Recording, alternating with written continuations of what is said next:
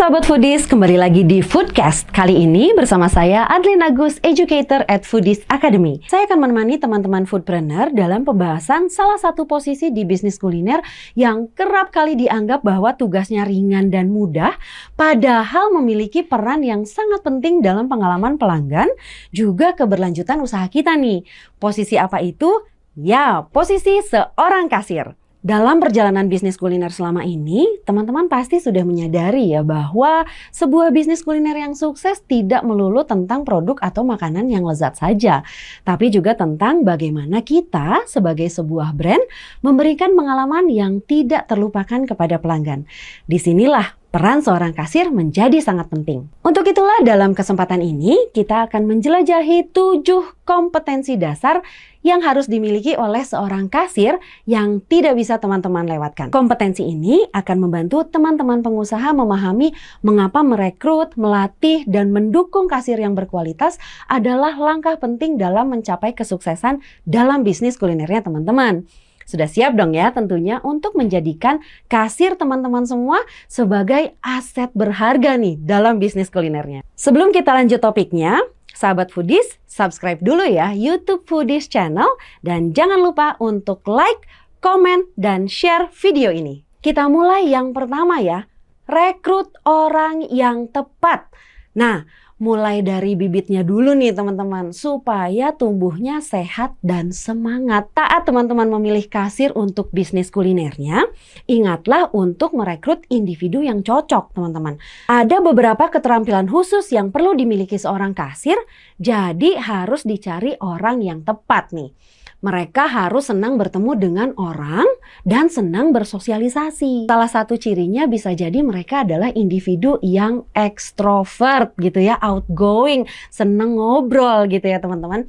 Bayangkan teman-teman nih sedang mewawancarai seseorang gitu ya, calon kasir. Perhatikan deh apakah mereka dengan antusias berbicara dengan teman-teman nih. Nah itu bisa menjadi indikasi bahwa mereka akan antusias juga dalam berinteraksi dengan pelanggan nantinya. Yang kedua nih teman-teman, murah senyum. Ini nih antusias saja belum cukup, tapi harus dilengkapi dengan senyum yang tulus. Seorang kasir yang ramah adalah aset yang berharga. Kata kuncinya tulus ya teman-teman, tidak senyum yang dipaksakan gitu ya, apalagi tidak senyum. Aduh, tamu datang gitu ya, ketemu kasir kan maunya sumringah gitu ya kasirnya. Nah ini kalau ketemu kasir di depan jutek, ya itu aja gitu ya, wah enggak deh gitu ya, nggak boleh kayak gitu tuh teman-teman. Untuk mengantisipasi hal ini, teman-teman coba perhatikan juga deh saat calon kasir datang untuk wawancara nih, lihat di ruang tunggunya pas datang misalnya gitu ya, apakah mereka ramah, penuh senyuman ketika berinteraksi dengan orang-orang sekitar.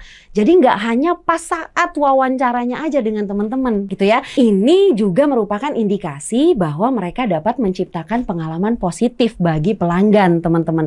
Tidak hanya saat diperhatikan oleh calon atasannya saja atau atasan langsungnya gitu ya, tapi memang sudah menjadi pembawaan dari karakter mereka yang sebenarnya. Yang ketiga teman-teman, memiliki tingkat kerapian yang baik. Nah ada 2 hal yang mau saya tekankan di sini teman-teman. Pertama tentu kerapian dalam penampilan ya, mengenakan pakaian dengan ukuran yang pas, tidak kebesaran, tidak kesempitan, dandanan sopan sewajarnya gitu ya, jika wanita menggunakan make up yang natural dan tidak menggunakan aksesoris yang berlebihan misalnya. Nah kedua nih, kerapian dalam hal administrasi. Nah ini penting banget teman-teman, kasir itu perlu melaksanakan banyak tugas administratif ya, seperti mencatat transaksi harian, membuat laporan, memeriksa promo yang berjalan karena ada kaitannya dengan proses transaksi yang dilakukan ya, dan masih banyak lagi.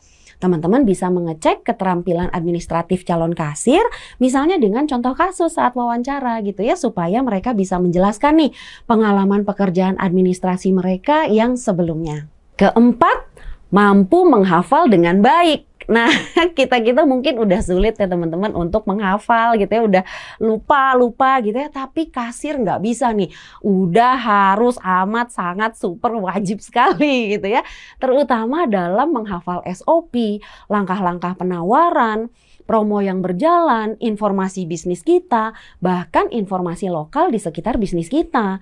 Kenapa? Karena kasir merupakan point of contact yang sering dihampiri oleh pelanggan. Nah, mereka ada di depan gitu ya. Bayangkan nih, jika seorang kasir tidak bisa menghafal proses atau produk gitu ya, nanti mereka jawabnya, oh saya kurang tahu kalau itu. Coba saya tanya dulu ya. Oh kalau itu silahkan tanya ke atasan saya Bapak Ibu. Wah, berabe ya. Atau misalnya nih, saat input transaksi mereka lupa langkahnya. Nah itu kan prosesnya jadi lebih lama ya. Nanti pelanggannya nunggu, mereka pasti komplain. Tuh itu juga nggak bagus. Ada contoh lain nih teman-teman. Saat serah terima laporan nih, misalnya mereka kelupaan satu langkah. Contoh nih, misalnya lupa mengembalikan kunci ke security, misalnya saat closing gitu ya. Nah itu kan bisa jadi berkurang atau hilang juga pendapatan bisnis kita ya teman-teman. Resikonya tinggi. Nah, tapi teman-teman nggak perlu khawatir karena keterampilan ini selalu bisa kita asah dengan didampingi fungsi kontrol yang kuat juga. Kelima, mau belajar. Wah, ini penting nih teman-teman. Bukan hanya posisi waiter saja yang harus punya semangat belajar, kasir juga.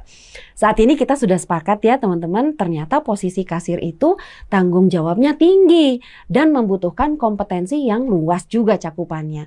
Apakah kita akan langsung mendapatkan kasir yang sempurna gitu ya dari awal? Tentu enggak ya teman-teman. Tidak semua orang bisa langsung hebat di hari pertama mereka kerja. Bahkan kayaknya nggak ada ya orang yang langsung hebat gitu ya teman-teman. Termasuk kasir kita tuh, berikan mereka ruang untuk belajar. Mereka mungkin tidak langsung menjadi ahli, tetapi dorongan untuk belajar adalah kuncinya. Hal itu teman-teman sangat penting agar tim kita bisa terus berkembang dan mencapai target yang kita tetapkan. Oke, keenam nih teman-teman, kasir itu harus jago jualan. Lah, kok bukan orang sales tapi harus jago jualan gitu ya. Teman-teman juga pasti menyadari ya, tim kita yang berada di posisi frontliner itu ya, yang langsung ketemu tamu, mereka adalah juga tim jualan utama kita nih. Teman-teman pernah nggak ketemu sama salesperson gitu ya, yang nggak sadar ngobrol sana, ngobrol sini, ternyata kita jadi beli produknya. Nah, itu adalah skill jualan. Dan kasir kita harus diasah skillnya untuk bisa melakukan itu, teman-teman. Mereka yang memiliki insting untuk berjualan bisa dengan mudah melakukan upselling dan cross-selling saat menangani pembelian di kasir. Sebagai contoh nih, teman-teman, ada pelanggan gitu ya, yang beli untuk take away, langsung melakukan transaksi di kasir. Contoh misalnya saya mau beli cinnamon roll gitu ya.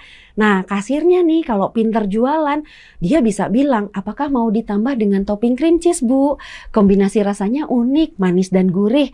Dengan cinnamon bun yang teksturnya lembut, saya yakin ibu pasti suka. Menarik ya kayaknya gitu ya. Kayaknya terdorong kita untuk mau beli kalau kita pelanggannya gitu ya. Nah ini mantep nih teman-teman.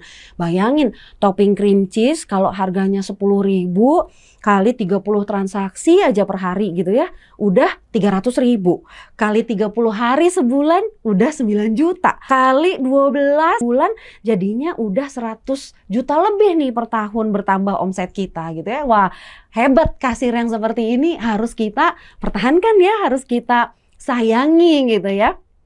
Nah coba teman-teman saat wawancara lakukan deh tes sederhana untuk calon kasir dalam menjual sesuatu nih, misalnya sebuah pena kepada teman-teman sebagai orang yang mewawancarainya. Last but not least, ketujuh, teliti. Wah, ini apa bedanya nih teliti dengan kerapian yang tadi nih ya teman-teman? Tentu berbeda. Rapi belum tentu benar dan akurat ya. Teliti itu artinya minim error nih. Kasir harus teliti dalam menerima pesanan pelanggan dan memproses transaksi dengan benar. Kesalahan dalam memasukkan pesanan atau lupa menginput pesanan bisa mengakibatkan masalah. Tamu dongkol, harus void, bertengkar dengan tim kitchen, inventory jadi tidak sesuai angkanya. Wah, panjang urusan ya teman-teman. Apalagi nih tidak teliti dalam menulis laporan. Angka dalam catatan transaksi ternyata tidak sama dengan keadaan lapangan yang sebenarnya. Bahaya untuk keberlanjutan bisnis kita tuh teman-teman. Artinya kita pun harus teliti dalam menyeleksi calon kasir kita. Oke, cukup 7 dulu ya teman-teman kompetensi kasir yang saya share kali ini di Foodcast Foodies. Karena sebetulnya masih banyak hal-hal yang harus kita perhatikan dalam menyeleksi seseorang untuk menduduki posisi tertentu di tim kita. Nah, itu juga seringkali terlupakan nih teman-teman, terutama untuk posisi kasir. 7 kompetensi tadi baru sebagian kecil aja sebagai dasarnya untuk teman-teman pertimbangkan sebagai pengusaha bisnis ya. Nah, untuk materi pembelajaran yang lebih lengkap, teman-teman bisa belajar bareng Foodies. Salah satu kelas yang tersedia adalah kelas manajer dan supervisor, di mana teman-teman sebagai pebisnis kuliner bersama dengan timnya juga bisa mengasah keterampilan untuk memimpin tim mencapai target dan menghadapi krisis, merancang program-program agar performa outlet terus meningkat, serta mengatur operasional keseharian agar tertata rapi dan efisien. Jadi secara kompak dan bersama-sama, teman-teman dan tim bisa mengelola dan mengembangkan usaha kulinernya. Nah, untuk informasi lengkapnya, cek link di description ya. Sahabat Foodies, itu tadi 7 kompetensi dasar untuk kasir bisnis kuliner. Nah, teman-teman jangan lupa subscribe YouTube Foodies Channel dan jangan lupa untuk like, komen, dan share video ini sebanyak-banyaknya agar makin banyak juga yang bisa mendapatkan manfaatnya. Terima kasih dan sampai ketemu di Foodcast juga kelas-kelas Foodies selanjutnya. Bye-bye! Jangan lupa subscribe di Foodies YouTube channel di tombol subscribe agar kita bisa mendapatkan update berbagai video terbaru dari Foodies dan juga share ke berbagai grup video-video pembelajaran dari Foodies. Ikuti kelas-kelas Foodies terbaru dan sekolah bisnis kuliner, kunjungi www.foodies.id.